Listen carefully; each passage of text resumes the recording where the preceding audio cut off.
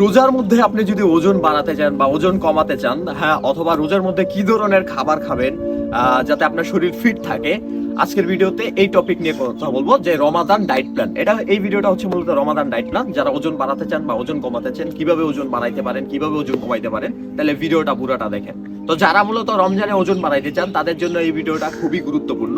তো রমজানে ওজন বাড়াইতে গেলে আপনি কিভাবে কি করবেন এক্সপ্লেনেশন দিতেছি। আপনাকে বলবে যে রমজানে ওজন বাড়ানো যায় না, রোজার মধ্যে ওজন বাড়ানো যায় না, রোজার মধ্যে ফ্যাট লস হয়ে যায়, তাহলে হচ্ছে আমি বলবো এটা ভুল কথা। রোজাতে চাইলেও ওজন বাড়াতে চাই।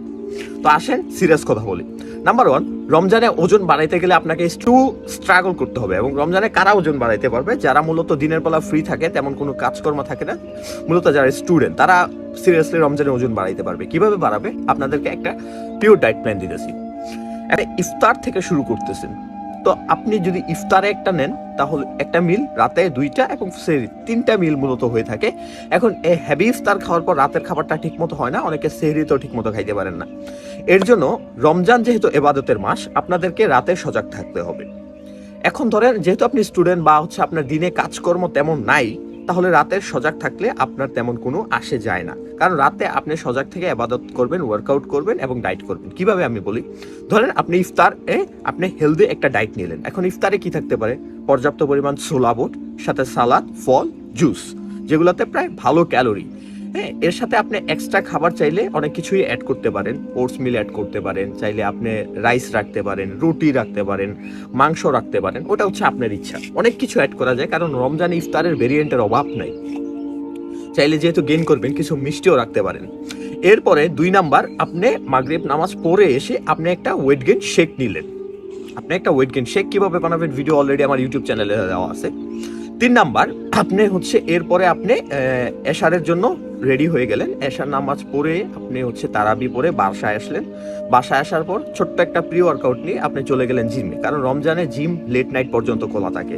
এখন যাদের জন্য জিমে যাওয়ার সুযোগ নাই, তারা 10 থেকে 15 মিনিট সিঙ্গেল বডি পার্ট বাড়িতে ট্রেনিং করতে পারেন।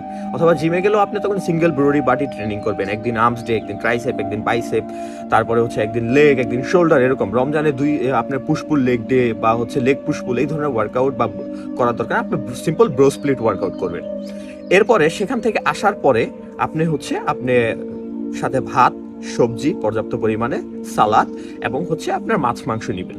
রাত্রে 2টার দিকে আপনি একটা মিল, 2টার দিকে বা হচ্ছে 1টা-1:30টার দিকে আপনি আরেকটা মিল নেবেন, ছোট্ট মিল, ফ্রুটস মিল নিতে পারেন, অথবা খেজুর, নাটস, এগুলো রাখতে পারেন। এগুলো হচ্ছে রাতে আপনি রাখবেন। আপনি ইবাদতের পাশাপাশি, স্টাডির পাশাপাশি রাতে এগুলা খাইতে থাকবেন। এরপরে আপনার লাস্ট মিল হচ্ছে সেহরিতে। সেহরিতে আপনি নিতে পারেন ওটস মিল নিতে পারেন, বা আপনি চাইলে এরকম মিল নেবেন যেটা আপনাকে লং টাইম ক্যালোরি সার্ভ করে। এবং ওটস মিল হচ্ছে সবচেয়ে বেস্ট, কারণ এটা ডাইজেস্ট হইতে পর্যাপ্ত পরিমাণ টাইম লাগে।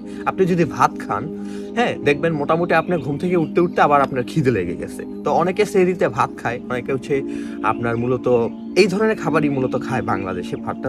তো এইগুলো খেলে আবার খিদে লেগে যায়। অনেকে চিড়া খায়, হ্যাঁ, চিড়াও কিন্তু ফাস্ট ডাইজেস্ট হয়ে যায়। সো সেক্ষেত্রে ওটস মিল যেমন হচ্ছে আপনি কিভাবে তৈরি করতে পারেন সেটা নিয়ে অলরেডি ভিডিও আমার কিন্তু দেওয়া আছে, ওয়েট গেইন ওটস মিল।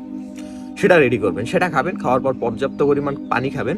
খাওয়ার পর আপনি ফজর নামাজটা পড়লেন, বা হচ্ছে আপনি তাহাজ্জুদ পড়লেন। এরপরে হচ্ছে আপনি ফজর পড়লেন, পড়ার পরে দেখবেন মোটামুটি রাত্রে 4:30-5টার ভিতরে কিন্তু আপনি ঘুমার সুযোগ পাইতেছেন। তখন আপনি ঘুমায় গেলেন। এখন যদি আপনি 10টা-11টা পর্যন্ত ঘুমান, তাহলে বেশ লম্বা একটা টাইম আপনি ঘুমের টাইম পেয়েছেন। এরপরে আপনি সারাদিনের ইবাদত কামকাজ করতে পারেন। তো এইভাবে কিন্তু আপনি গেইন করতে পারেন। এখন যারা প্রোটিন কিউরিন ইউজ করে, তারা কিন্তু ওই টাইমগুলোতে জিম শেষে, ওয়ার্কআউটের শেষে সাথে সাথে ওইগুলো অ্যাড করে দিতে পারে। সাথে আপনি মাল্টিভিটামিন ইউজ করতে পারেন, যে এভাবে হচ্ছে আপনি রমজান মাসে গেইনটা করতে পারবেন।